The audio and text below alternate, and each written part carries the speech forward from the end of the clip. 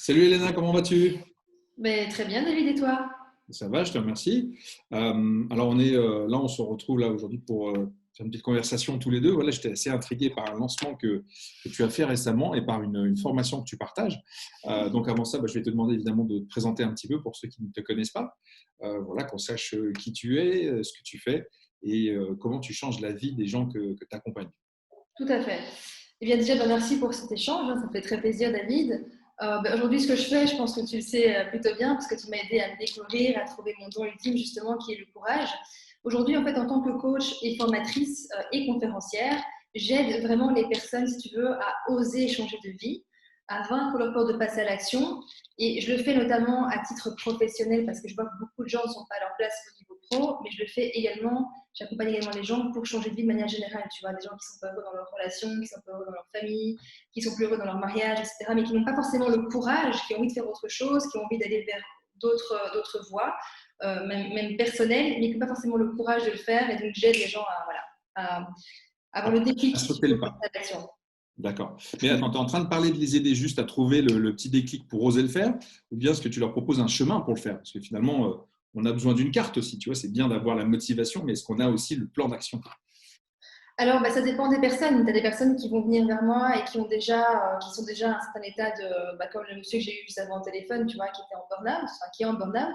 Donc là, évidemment, c'est même plus vraiment un déclic, c'est qu'on arrive dans une phase où ça devient très compliqué, tu vois, de rester là-dedans. Et là, finalement, la force des choses fait que, bah, il n'a plus vraiment le choix de changer. Mais parfois, ça peut être effectivement un déclic, tu vois, qui permet, avec l'échange, avec le coaching, l'accompagnement, l'information, qui permet vraiment à la personne, tu vois, de réaliser que et voilà, elle n'est plus à sa place et qu'elle a vraiment envie de faire autre chose ou d'être avec d'autres personnes ou de, voilà, d'aller vers un meilleur, quoi. D'accord. Alors moi, si j'ai voulu qu'on se parle aujourd'hui, c'est parce que j'ai vu donc le titre. Alors, je ne l'ai pas précisément en tête, hein, tu m'en veux pas, mais tu proposes quand même dans cette formation gratuite que tu mets Mhm. à disposition en ligne, d'oser quitter sa vie professionnelle, enfin, en tout cas, d'oser quitter une vie professionnelle qui nous tue à petit feu. Le Oui. titre est quand même assez fort. C'est-à-dire que tu considères vraiment, alors tu parlais de quelqu'un qui va sur un burn-out ou qui a fait un burn-out. Donc, effectivement, est-ce que c'est ça la vie qui nous tue à petit feu? Est-ce que tu peux nous parler un petit peu de ça, en fait? Pourquoi avoir choisi cet angle-là? Parce que tu considères vraiment qu'il y a beaucoup de gens qui sont touchés par ce genre de choses? C'est quelle proportion de gens? Enfin, voilà, c'est quoi la situation selon toi? C'est ça. Alors effectivement, j'accompagne pas les gens là-dessus par hasard. C'est que, en fait, il y a quelques années, je me suis rendu compte qu'en faisant un stage en entreprise, tu vois, que les gens arrivaient le matin avec une tête pendue jusque par terre. Moi-même, je n'étais pas heureuse dans ce que je faisais, mais je le faisais parce que j'avais recommencé les études à l'âge de 27 ans et donc j'avais besoin de faire des stages, tu vois. Et c'était vraiment là que je me rendais compte que les gens arrivaient le matin, ils étaient vraiment déprimés. Et en fait, ce qui m'a vraiment marqué dans cette entreprise, c'est que les gens soient déprimés, c'est une chose, tu vois. Mais ce qui me marquait et ce qui me touchait, c'est de me dire, mais pourquoi est-ce que si les gens ne sont pas bien dans ce qu'ils font, en fait, pourquoi est-ce qu'ils ne changent pas? Pourquoi est-ce qu'ils ne font pas autre chose, tu vois? Et là, c'est là où finalement, moi, j'ai eu le déclic pour moi de me dire que j'allais accompagner les gens. Enfin, petit à petit, je me suis rendu compte que le coaching m'intéressait, que la formation m'intéressait, et je me suis rendu compte que j'avais quelque chose à faire par rapport à ça. Parce que j'avais cette force, apparemment, que beaucoup de gens, que je voyais autour de moi en tout cas, n'avaient pas de manière visible. Alors, ils l'ont tous, on a tous à l'intérieur, évidemment. Si on appuie sur des bons leviers, c'est sûr que ça part. Mais effectivement, je pense qu'il y a une grande partie des populations.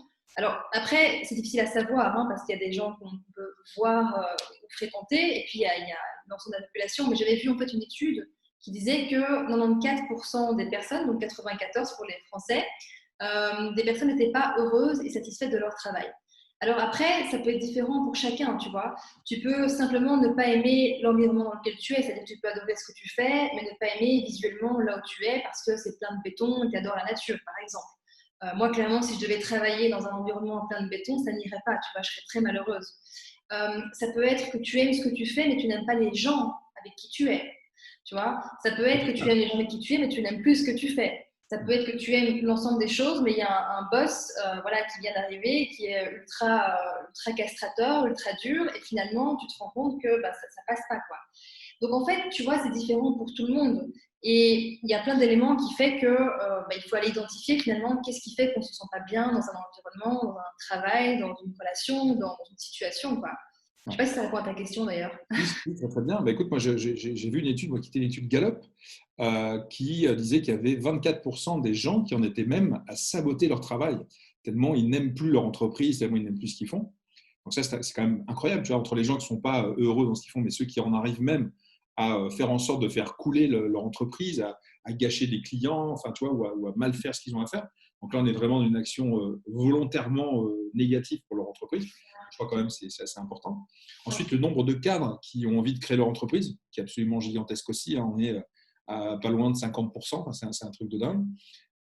Et puis, autre chose encore qui est finalement peut-être l'appel de quelque chose d'autre. C'est-à-dire que parfois, ce n'est pas qu'on déteste ce qu'on fait, mais qu'on a l'impression qu'on est arrivé à un moment de sa vie, peut-être à la quarantaine, on parle souvent de cette crise de la quarantaine, où on a envie de monter sa boîte, où on a envie peut-être de faire quelque chose d'altruiste, alors qu'avant on était dans le business. C'est vrai qu'il y a quand même beaucoup d'opportunités de changement et que souvent les gens ont peur de ce changement. Alors justement, j'avais envie de te poser cette question parce qu'on entend souvent, oui, mais changer, c'est bien. Moi aussi, j'ai envie de changer sur le papier. Hein, tu sais, on a tous ces collègues, tous les lundis, tu leur demandes comment ça va. C'est comme un lundi où qui dit vivement la retraite, tu vois. Total, d'ailleurs, si toi, tu vas bien quand tu les entends comme ça. Quand tu leur dis, mais pourquoi tu ne changes pas, tu vois. Et finalement, ils nous disent quoi? Ils disent, bah oui, mais finalement, ils nous parlent de l'inconfort que c'est. Parce que changer, c'est finalement de l'inconfort. Et c'est quoi ta vision de ça? C'est quoi pour toi le plus inconfortable finalement? Alors, changer, c'est inconfortable. Et j'ai envie de dire, en fait, qu'est-ce qui est le plus inconfortable, tu vois? Est-ce que c'est de rester là où on est, en fait, sur le long terme, sachant que quand tu n'es pas bien quelque part, ça ne peut que s'empirer. En général, ça ne s'améliore pas. En général, hein, ça va de pire en pire. Donc, qu'est-ce qui est plus inconfortable? De passer des années, des mois, des années, et parfois des longues années à faire quelque chose qui ne te correspond plus, avec des gens avec qui tu n'es plus bien, en fait, ou un travail qui ne te correspond plus, ou simplement que d'autres choses t'appellent qui sont plus fortes. Où est-ce que c'est changé? Tu vois, je pense vraiment que la phase la plus difficile pour les personnes, elle n'est pas au niveau du changement, elle est justement avant, tu vois. C'est un peu le chaos qui est avant. Parce que souvent, ce qui se passe, c'est que pour changer, malheureusement, et je pense que la plupart des gens en font partie, enfin, et moi aussi d'ailleurs, hein, je m'inclus dedans, je pense que 80% des gens sont vraiment là-dedans, c'est que pour changer, il faut que ce soit suffisamment inconfortable. Parce que quand tu as trop de confort quelque part, c'est difficile de quitter un confort. C'est difficile de quitter un travail où tu as une bonne rémunération, où tu as une sécurité, où tu as des habitudes, où tu as des gens que tu apprécies. Un Enfin, statut social aussi. exactement. C'est un peu la prison dorée, quoi, finalement. C'est un peu le problème. Voilà, La c'est prison ça. est trop belle, on y reste, quoi. Exactement, exactement. Et du coup, ça peut être effectivement plus difficile. Et donc, parfois, et ça a été mon cas personnellement, tu vois, quand tu te fais virer d'un boulot, c'est extrêmement dur. Et si on te demande est-ce que tu veux être viré d'un travail, tu vois, en général, tu réponds non, tu n'as pas envie. Si on m'avait demandé il y a quelques années est-ce que tu veux être licencié, comme ça tu peux faire autre chose, évidemment, la réponse aurait été non. Mais la vérité, c'est qu'aujourd'hui, si je fais ce que j'aime et si j'ai trouvé ma voie, c'est parce que j'ai été licenciée. C'est parce que j'ai été face à une situation où j'ai pas su finalement faire autrement, parce que la force de la vie, elle fait que voilà, c'était possible en ce sens-là, et tant mieux, parce que ça m'a mis une claque, mais une claque qui aujourd'hui m'a amené vers mon chemin. Et donc, oui, c'est inconfortable, c'est clair que c'est inconfortable, mais ce qui était inconfortable, c'est pas tant de chercher après ce que j'allais faire, tu vois, bien qu'on a besoin d'avoir quand même, tu vois, une vision, se sentir, ça rassure hein, d'avoir un projet déjà en tête, mais le plus inconfortable, c'est le jour où bah, ça ne va plus du tout, où tu es licencié, où tu n'es pas bien, tu te rends compte qu'il y a vraiment un problème. Et c'est là où c'est le plus inconfortable. Donc je dirais qu'après, c'est Je vais mieux. témoigner d'un truc, pardonne-moi de te couper, mais Vas-y, vas-y. je voulais témoigner d'un truc, ce que tu dis est vrai, c'est-à-dire que moi, pendant, voilà, au début de ma carrière, comme tout le monde, j'ai fait des emplois salariés, avant de créer très vite des entreprises pour plus avoir ce genre de problème. Mais c'est vrai que je me souviens d'une fois où je me suis fait virer. Alors si on m'avait dit, tu risques de te faire virer, je pense que j'aurais claqué des genoux, hein, comme tout le monde. J'avais besoin de payer mon loyer, je vivais à Paris en plus de ça, parce que tu sais, les prix parisiens, pas facile quoi, de vivre. Et, euh, et en fait, le jour où je me suis fait virer, assez brutalement d'ailleurs, hein, dans la publicité, c'est comme ça, on te fait venir 5 minutes après, t'es dehors, un peu comme dans les séries. Tu vois. Et en fait, j'ai eu envie de lui dire merci. C'est-à-dire, j'ai ressenti un soulagement. C'est-à-dire que ce qui est fou, c'est que tant que je n'ai pas été mis devant le fait accompli, au pied du mur, je pense que j'aurais eu peur effectivement de changer de boulot. Alors que quand le truc est venu de l'extérieur, c'est-à-dire quand je me suis fait virer, j'ai ressenti un grand ouf et je suis parti le cœur léger en fait. Je me suis dit, bah, enfin libre. Et donc ça, je pense que c'est quelque chose effectivement qui est bizarre, hein, peut-être dans l'esprit humain, peut-être que toi tu l'expliques très très bien, mais je pense que les gens effectivement qui nous écoutent, pour certains d'entre eux, s'ils sont dans ce genre de situation en tout cas, ben, ils ont cette petite peur effectivement de manquer peut-être, cette peur de l'inconnu aussi, et ils peuvent être étonnés par leur propre réaction. Parce que, franchement, j'aurais jamais parié que je serais soulagé d'être viré. Alors, faut pas dire que, on n'est pas en train de dire que c'est génial, que tout le monde doit se faire virer, que c'est top. Hein. On n'est pas en train de dire ça, mais en effet, je voulais témoigner de ça. Mais du coup, j'ai envie de t'entendre un petit peu plus, tu sais, justement sur comment on se sent. C'est quoi les signes qui font que ça y est, là vraiment, on est dans un boulot qui nous tue à petit feu. Parce que tu sais, il y a une différence quand même entre le truc, ouais, j'aime pas trop mon boulot, et vraiment, je commence à avoir des signes avant-coureurs que là, c'est déjà une limite qui a été dépassée. Est-ce que tu peux me donner des manifestations concrètes? Je ne sais pas, émotionnelles, physiques, des situations. Est-ce que tu peux me décrire un peu C'est comment on ça. se sent? Alors, ça va être différent évidemment pour chaque personne. Tu vois, par exemple, Elodie, avec qui j'ai créé la formation dont tu parles, elle a eu des symptômes qui étaient différents des miens. Tu vois, elle, dans son travail, ce qui se passait, c'est qu'elle, comme tu disais, elle s'auto-sabotait en fait. C'est-à-dire qu'elle faisait des erreurs après quelques mois. Tu vois, ça allait les 5, 6 premiers mois. Et puis après, elle commençait à faire des erreurs, mais vraiment inconsciemment, tu vois, qui faisaient qu'elle avait des problèmes du coup avec l'entreprise, mais pas des choses très graves, hein, mais vraiment pour des bêtises. Mais elle se rendait compte que finalement, il y avait comme un système d'auto-sabotage qui était là en place et qui lui montrait finalement qu'elle n'était pas ou plus à sa place, tu vois. Qu'elle pouvait finalement aimer le cœur de ce qu'elle faisait, parce qu'elle adorait le cœur de ce qu'elle faisait, mais que le fait d'être employée, pour elle, par exemple, ça ne lui correspondait pas. Moi, dans mon cas, c'était différent. Parce que j'ai beaucoup vécu ça, évidemment, hein, si j'accompagne sur ce sujet, c'est qu'effectivement, j'ai beaucoup vécu ce genre de situation qui est très désagréable. Parce que quand tu penses que rien n'est fait pour toi, quand tu penses que parce que tu n'as pas de diplôme, tu es vraiment limité et que tu vas galérer toute ta vie, déjà, c'est une fausse croyance, puisque j'en suis la preuve vivante. Et puis, on peut étudier par la suite. J'en suis aussi la preuve vivante, parce que j'ai étudié par la suite, en n'ayant pas étudié, enfin, très peu en secondaire, en ayant des parents qui n'ont pas étudié. Donc, c'est possible. Mais tout ça pour dire que moi, dans mon cas, tu vois, en fait, c'est drôle parce que c'est avec le recul que je me suis rendu compte de ce qui se passait, tu vois. Quand je vivais ça, je ne comprenais pas pourquoi je vivais ça. Et c'est après, en fait, maintenant, avec les mois et les années de recul, je me suis rendu compte que chaque fois que j'étais dans une situation qui ne me correspondait pas, en fait, que ce soit d'ailleurs relationnel ou professionnel, j'arrivais pas à dormir. Donc, et c'était aussi quelque part peut-être une forme d'auto-sabotage, tu vois, c'est-à-dire que j'arrivais dans l'entreprise, la dernière dans laquelle j'ai travaillé, à l'âge de 27 ans, enfin presque 27 ans, et en fait, donc j'arrive là-bas un jour, 2 jours, et puis je commence à pas savoir dormir la nuit, tu vois. Donc il y a une nuit où je dors pas, je dors peut-être 2 heures, 3 heures. La deuxième nuit, c'est la même chose. Troisième nuit, c'est la même chose. Et là, évidemment, après 3 nuits sans dormir, ça devient même dangereux quelque part de prendre la voiture et de se déplacer.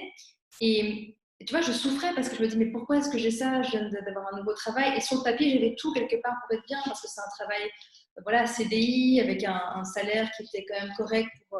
C'était l'immobilier, hein, là où je travaillais. C'était assez correct. C'était d'ailleurs assez rare d'avoir un contrat comme ça en immobilier. Donc, sur le papier, c'était vraiment l'idéal. Mais à l'intérieur, je me sentais vraiment prisonnière, en fait. Vraiment prisonnière. J'avais l'impression de ne pas avoir de temps pour moi. J'avais l'impression d'être tout le temps fatiguée. Et en fait, les symptômes pour moi, c'était vraiment ne pas savoir dormir, tu vois. Mais quand tu avais du mal à dormir, est-ce que tu Ouais, cogitais à ton boulot ou même pas forcément? C'était même juste pas. un état général en fait. Non, même pas. Même pas. En fait, je pense que le corps, en fait, est vraiment fait pour rester dans son axe, tu vois. Je pense qu'il y a des choses qui nous dépassent, il y a beaucoup de choses qui nous dépassent. Alors, après, chacun, évidemment, a ses croyances. Mais ce qui est sûr, c'est que déjà au niveau du corps, tu vois, quand tu n'es pas dans un environnement qui est bon pour toi, même si d'extérieur, même si, je veux dire, sur le papier, ça paraît bien, ce qui est important, c'est pas ce qui paraît, c'est ce que tu ressens, tu vois. Tu Mhm. peux être voilà, entouré de millionnaires, de milliardaires et tu peux te sentir extrêmement mal. Ça peut paraître génial, mais en fait, ça peut être un vrai cauchemar, tu vois, pour toi. Mhm. Et donc, ça va être différent pour chacun. Moi, tu vois, quand je cogitais, pardon, je cogitais pas justement, toi, j'avais pas cette impression, mais j'avais juste pas à dormir. Et je comprenais pas pourquoi. Je me dis, mais pourtant, je fais du sport, pourtant, je comprenais pas, tu vois. Et ça va être différent pour chacun, tu vois. Tu peux avoir des tensions dans la nuque, ça aussi, j'ai beaucoup connu. Tu peux avoir des douleurs dans le corps. Tu peux commencer à tomber malade, clairement. Donc, ça peut être des rhumes, des angines, ça dépend un peu de chacun. Avoir du Et en mal à se lever peut-être aussi, non? Commencer à éteindre son réveil quand il sonne en espérant qu'il sonne plus jamais de la vie. ça aussi, ça peut arriver. Mais du coup, ce qui se passe, c'est que, en fait, tu vois, tu as comme des signes qui arrivent en fait, dans ta vie. Ça peut être des accidents aussi, hein, tu vois. Ouais. Ça peut être clairement des accidents, des accrochages, etc.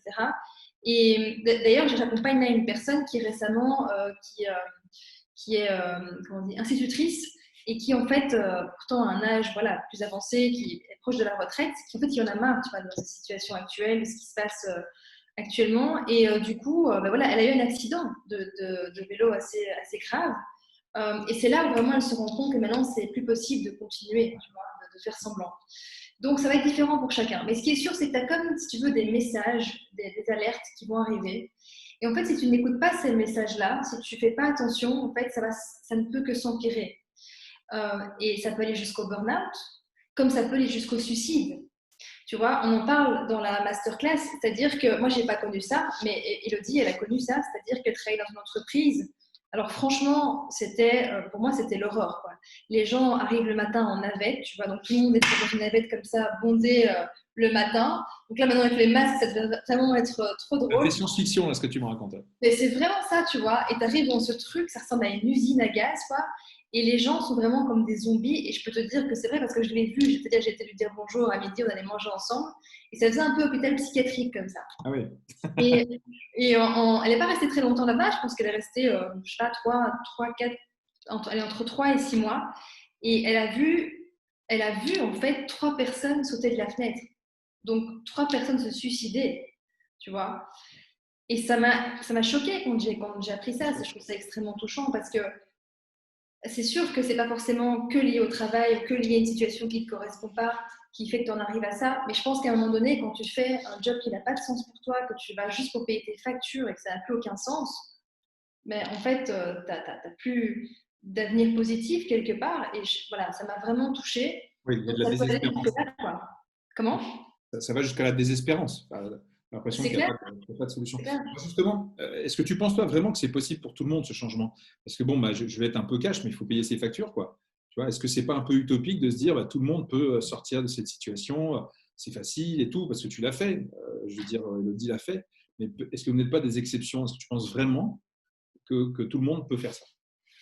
Alors, je pense que tout le monde ne peut pas être entrepreneur. Je pense que tout le monde ne peut pas Pas entreprendre. forcément être entrepreneur, mais en tout cas, de quitter ces situations toxiques, hein, pour utiliser ce mot-là, pour aller vers du mieux. Alors après, que ce soit dans un autre job, que ce soit sur un travail indépendant, que ce soit sur la création d'entreprise, peu importe la suite, j'ai envie de dire, mais je parle simplement de cette capacité à trouver les ressources en soi. Oui. Et est-ce qu'il y a un moment justement où c'est trop tard? Enfin, tu vois, parle-nous un peu de ça, est-ce que tu penses vraiment toi, que tout le monde est capable de le faire? Alors, en soi, bien sûr que tout le monde est capable de le faire. C'est-à-dire que tout le monde a envie. En fait, je pense qu'on est tous d'accord sur le fait que tout le monde veut être heureux dans la vie. On veut Oui, tous être heureux, on veut tous se espérons. sentir bien. Et parfois, les méthodes qu'on utilise ne sont pas appropriées. Parfois, on est maladroit dans notre quête. Mais s'il y a bien une chose sur laquelle je pense qu'on est tous d'accord, c'est que chaque être humain veut au moins se sentir bien. Et donc, à partir de là, il n'y a aucune raison de s'infliger quelque part des choses qui ne correspondent pas ou qui ne correspondent plus. Donc, bien sûr que tout le monde peut, mais tout le monde peut au moment où c'est bon pour lui, en fait, où c'est juste pour lui. Parce que, tu vois, peut-être que, là, je te parle maintenant à l'âge que j'ai, donc un peu plus que 27 ans, mais peut-être que tu m'aurais parlé comme ça à 23 ans qu'on aurait eu cette discussion, je t'aurais dit, mais non, en fait, c'est comme ça, il faut travailler, les choses sont comme elles sont, en fait. Et en soi, c'est vrai, elles sont comme elles sont, mais tu peux les changer, c'est clair. Donc après, c'est beaucoup des questions de croyances. Tu vois, on est vraiment déterminé, enfin, notre vie est déterminée par nos propres croyances, notre propre conscience et les possibilités qu'on a, tu vois. Donc notre vie est déterminée par nos croyances. Donc c'est sûr que si on croit que c'est pas possible, on aura raison. Et par contre, si on pense que c'est possible, c'est possible.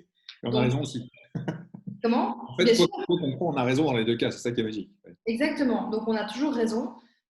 Donc oui, bien sûr, c'est possible. Mais ça commence par y croire, en fait.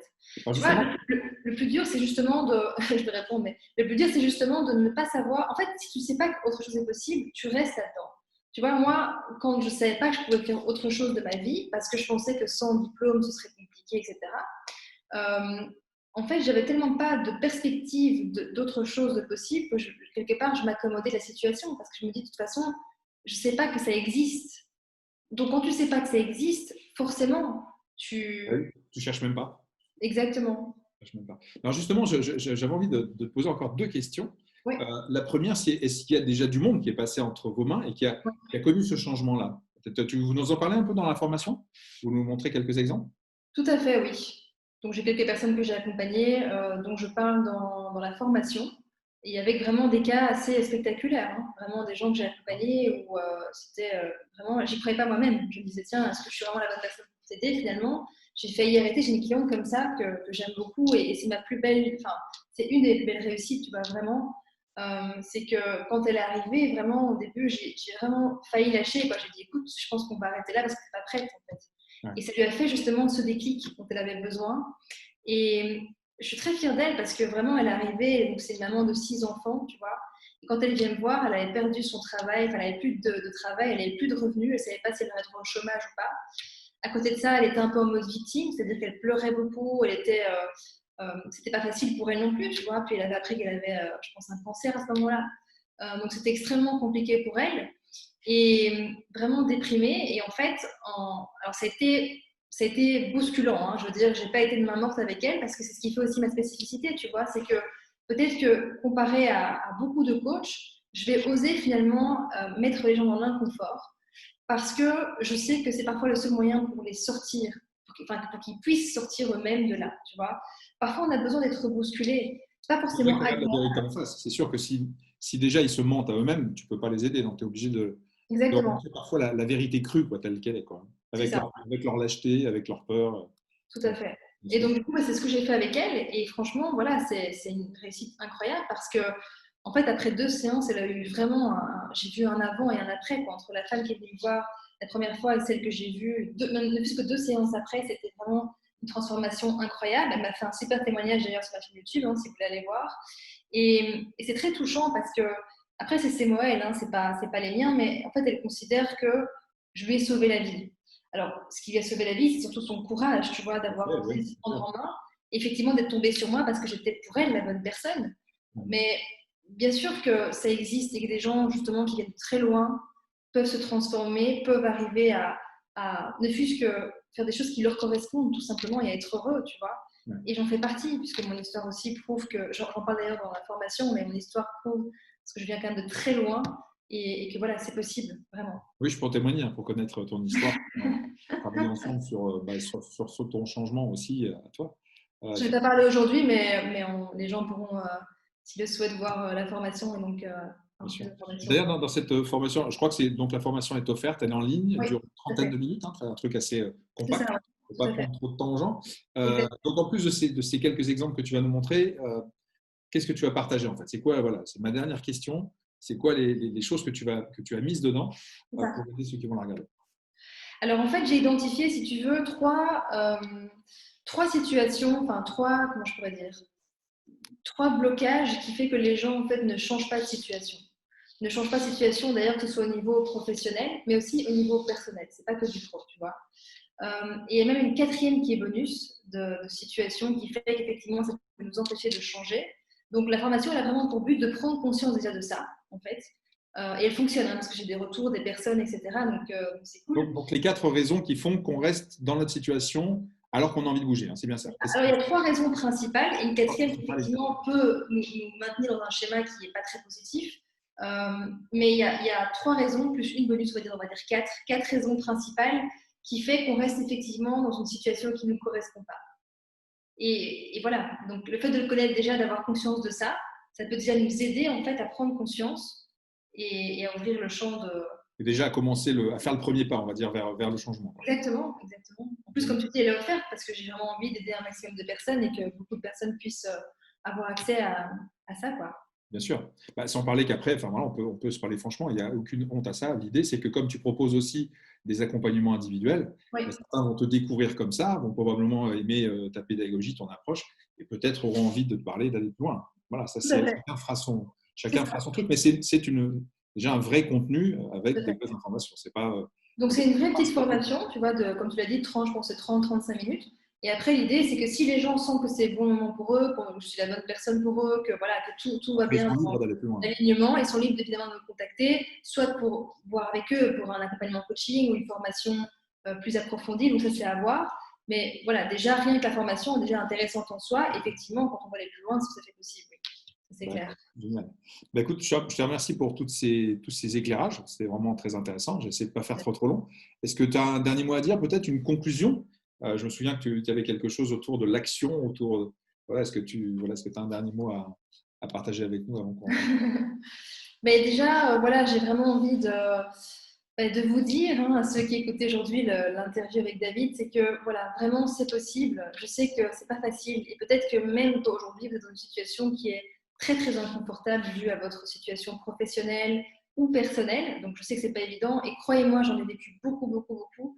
Je pense qu'on peut être étonné justement du parcours que j'ai eu et de par où j'ai pu passer finalement. Donc, je sais ce que c'est, mais je sais aussi que c'est possible. Je sais aussi que le fait d'avoir conscience que c'est possible, le fait d'avoir des solutions, d'avoir des personnes qui sont là pour nous accompagner, c'est aussi c'est rassurant en fait, un peu comme un guide, comme des guides, et ça nous aide vraiment à voir, voilà, encore une fois, d'autres possibilités.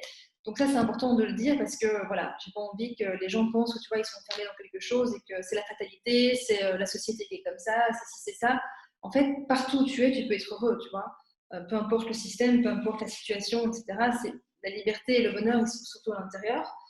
Euh, mais aussi avec les gens qui nous entourent et l'environnement, donc ça c'est clair.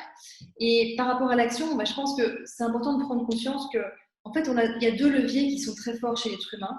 Tu as la souffrance, mais tu as aussi le plaisir, ou on pourrait peut-être appeler le bien-être. D'accord? On est vraiment câblé pour ça, plus pour le plaisir finalement, mais on est vraiment câblé sur ces deux leviers-là. C'est-à-dire que soit on peut attendre une situation qui est extrême, un accident, un burn-out, perdre quelqu'un parfois. Tu vois, ça fait un déclic chez les personnes de perdre quelqu'un, euh, voir quelqu'un se suicider. Enfin, il y a plein de choses qui peuvent arriver de dramatiques.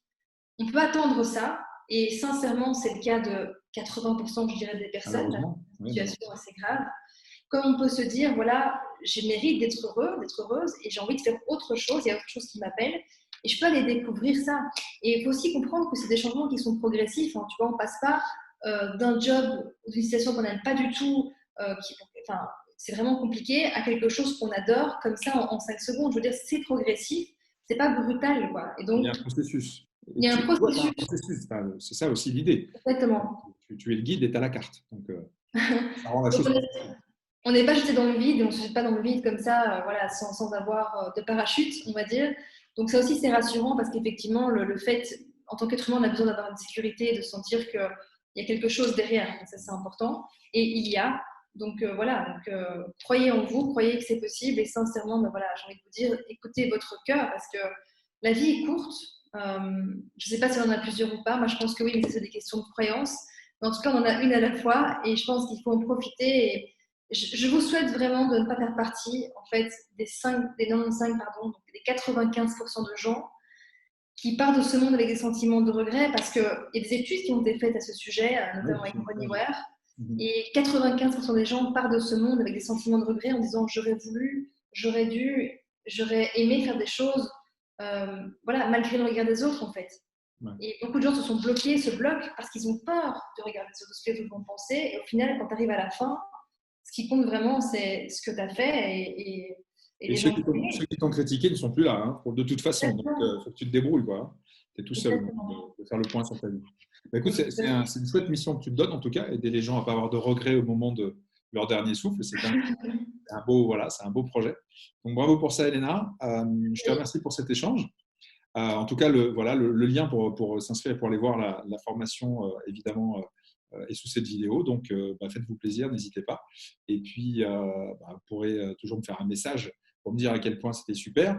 Et si vous envoyez-la à votre pire ennemi. Comme ça, au moins, vous lui ferez une trace et puis vous passerez une bonne soirée. Merci beaucoup, Elena, en tout cas, pour ça. Merci, David. À très bientôt.